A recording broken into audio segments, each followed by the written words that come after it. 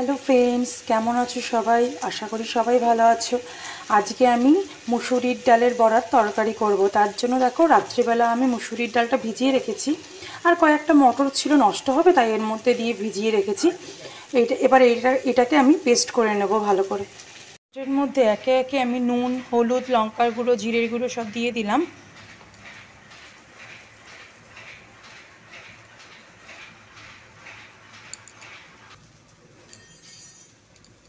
এবারে এই ডালটি বড়ার আকারে সব ভেজে তুলে নেব।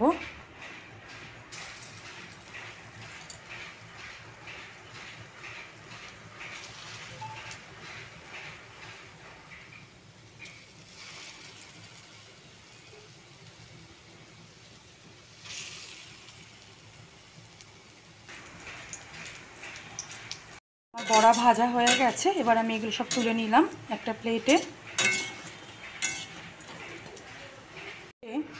এবার কড়াইতে আমি একটু জিরে ফোড়ন দিলাম।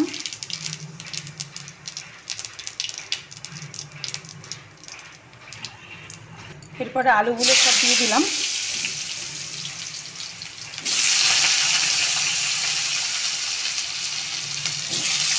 এর মধ্যে আমি নুন আর হলুদ দিয়ে দিলাম।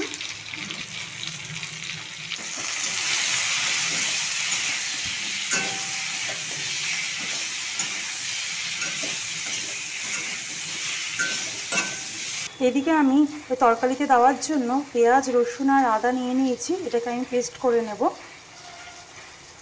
এতে একে একে গুঁড়ো মশলাগুলো অ্যাড করব। জিরের গুঁড়ো, হলুদ গুঁড়ো আর লঙ্কার গুঁড়ো, আর দেব চিনি। আলুগুলো আমার ভাজা ভাজা হয়ে গেছে, এর মধ্যেই আমি মশলাগুলো সব অ্যাড করে দেব।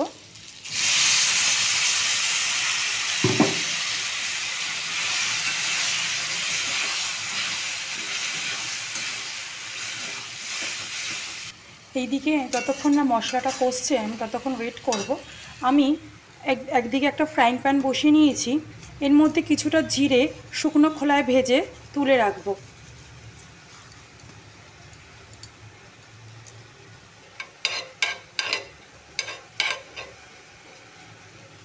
আমার মশলাটা কষে গেছে, এবার এর মধ্যে আমি পরিমাণ মতো জল দিয়ে দিলাম।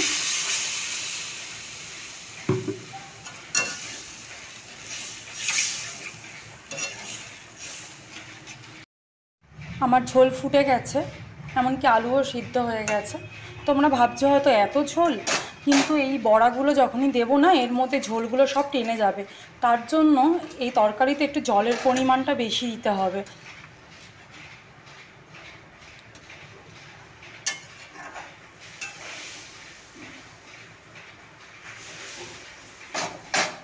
আমি যে শুকনো খোলায় জিরেটা ভেজে গুঁড়ো করে রেখেছিলাম সেটা এর উপর থেকে ছড়িয়ে দিলাম।